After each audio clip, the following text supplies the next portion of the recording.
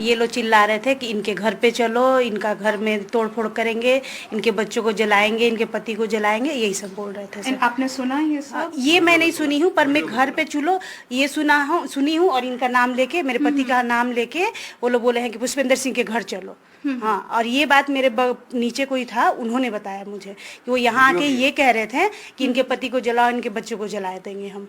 अच्छा, ये कह रहे थे। आपका नाम सर? जी, पुष्पेंद्र प्रताप सिंह। आप भी कल थे प्रेजेंट? जी, मैं अपने घर से ही ये सारी चीज़ें देख रहे थे हम लोग, क्योंकि हम लोग प्रशासन, एक्चुअली क्या हुआ कि 19 तारीख को डिप्टी रजिस्ट्रार के द्वारा एक आदेश आया। उस आदेश को हमने अपने संज्ञान में लिया और हमने उसको सम्मानजनक के हिसाब से हमने उसको न्याय, क्योंकि हम लोग न्याय संगत आदमी हैं, हमने उस आदेश को हमने माना और उसके अकॉर्डिंग हमने काम करना शुरू किया। उस आदेश में ये साफ लिखा हुआ है कि हमारे यहाँ जो भी 2 चुनाव हुए हैं वो अभी जांच के दायरे में हैं, इसलिए जो पहले से पुराना हमारा बोर्ड है वही कार्यरत रहेगा, जिसके हिसाब से हम लोग कार्य कर रहे हैं। लेकिन कुछ लोग अपनी मानसिकता के हिसाब से ये डिप्टी रजिस्ट्रार के आदेश को नहीं मानते हुए उन्होंने बिल्कुल प्लान कर लिया कि हमें किसी के आदेश को नहीं मानना है। मैं अभी आपको जस्ट 2 मिनट बाद आपको वीडियो भी शेयर कर दूंगा, एवरीथिंग रिकॉर्डेड है। मॉक के बीच में 40 आदमी के बीच में मिस्टर अश्विनी त्रिपाठी, अजय पांडे, दिनेश नेगी और सत्येंद्र पाल और सुजीत कुमार, इन लोगों ने डायरेक्ट अटैक बोला है कि नहीं जी आप पुष्पेंद्र नीचे आओ, आपको एक एक करके जवाब देना पड़ेगा। ये लोग मेरे घर तक आ गए हैं, ये मेरे घर पे जाके उसका पूरा वीडियो शूटिंग मैं अभी आपको दे रहा हूं।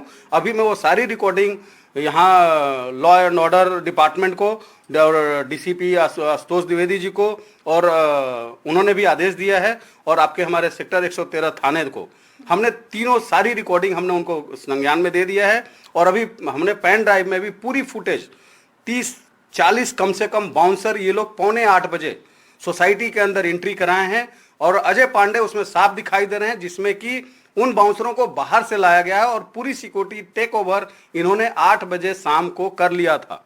जब इन्होंने 8 बजे शाम को सिक्योरिटी एजेंसी खुद टेक ओवर कर लिया, उसके बाद इन्होंने अपने आधे गार्ड को ड्रेस चेंज कर दिया, आधे गार्ड्स को सिविल ड्रेस में, व्हाइट शर्ट में और ड्रेस में ले जाके आपस में ही धक्का मुक्की करके एक लेडीज गार्ड को मारा भी, और वो लेडीज गार्ड डर के मारे अभी घर में बैठी है, उसका इलाज हुआ है।